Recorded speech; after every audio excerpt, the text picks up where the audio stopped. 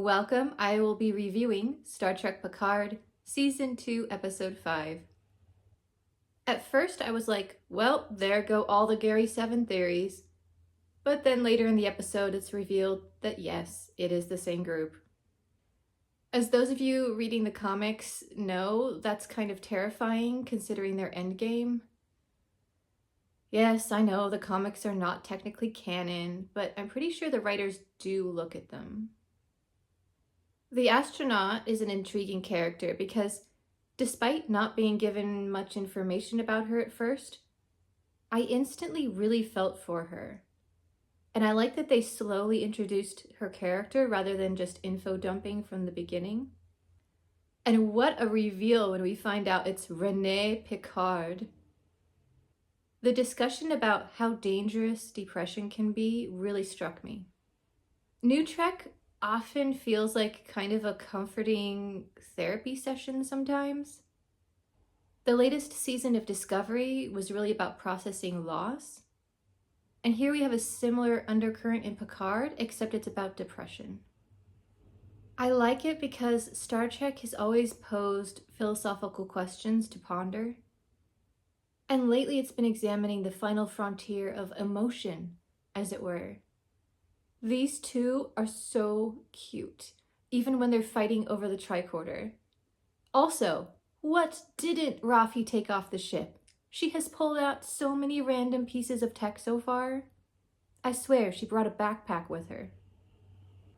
I like that although Seven has clearly matured and loosened up a bit since Voyager, her fundamental personality is really the same. She likes to think things through. She's almost coldly logical sometimes. She prefers to come up with a plan.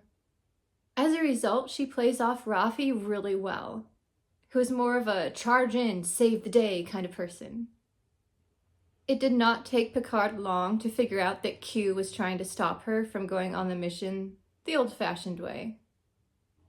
I'm still unconvinced that Q is the villain here. I feel like he might be trying to restore rather than destroy history, but I don't know. My fondness for his character is likely clouding my judgment. I had a little tiny Q action figure as a kid, back when TNG was still on the air. Okay, this scene is a bit confusing.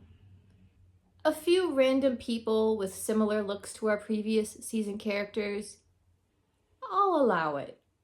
But for someone who looks exactly like Song and Soji to be father and daughter in the past, I'm sorry, that's pushing boundaries of realism for me.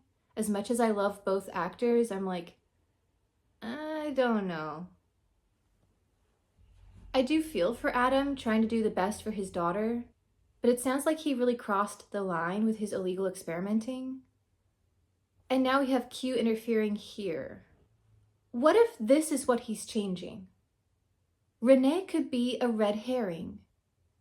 I think him interfering with Adam is what's really going to cause the alternate timeline. That's my theory.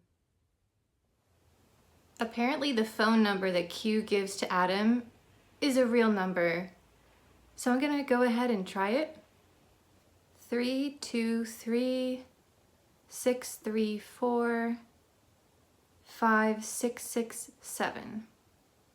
Hello, you have reached the Q Continuum. We are unable to get to the phone right now because we are busy living in a plane of existence your feeble mortal mind cannot possibly comprehend. Furthermore, it's pointless to leave a message because we, of course, already knew that you would call, and we simply do not care. Have a nice day. Oh my. Goodbye. That's brilliant. Definitely call this number. Q Continuum.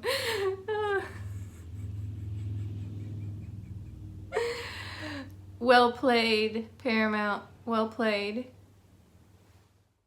I am death, destroyer of worlds. Oh, Q. Always so dramatic. What is he really up to, though?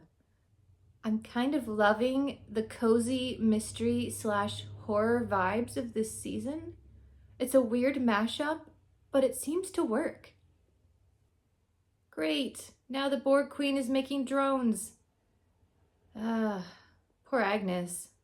I think she got the toughest assignment out of all of them. Imagine being loved completely, cherished. Ooh, the Queen knows how to sell the collective. Even I almost wanted to join. I think Agnes did the right thing, but yikes, they are in a pickle now. And of course, she's semi-possessed. Oh, Agnes. And now we are in a team heist movie. You know what? I'm not mad about that. It's awesome. And of course, Agnes took an antique hacking class. I bet it was an elective. Kind of like when I decided to take a course in medieval stained glass for absolutely no reason. I just needed the units. You know what? That's still my favorite class from undergrad. It was a cute touch putting her in a red dress when she started seeing the Borg Queen. Just like Caprica 6 with Baltar, how they were kind of seeing each other in their head. I love BSG. What a way to end the episode. It's interesting that they keep doing cliffhangers like this, but it's also kind of frustrating. Like, it's nostalgic for TNG two-parter era, but also it felt like we were gaining momentum into the heist movie kind of a feel, and then they cut it off. Like, I feel like we saw 1 or 2 scenes from next episode in this episode, and I think it would have been better maybe we see the group walking up, or maybe we see Agnes walking in that amazing outfit, and she steps onto the balcony and goes, "I'm in." Black. That would have been a good ending. And then the next episode into the whole heist thing. That's my opinion. Where do you think they should have ended this episode? Did it feel good where they did, where we got to see the projected Borg Queen weird dynamic duo? Do you wish they had showed maybe one more scene? Do you wish they showed less? I'm really curious because I loved this episode. I just felt like the ending was oddly chosen. Live long and prosper.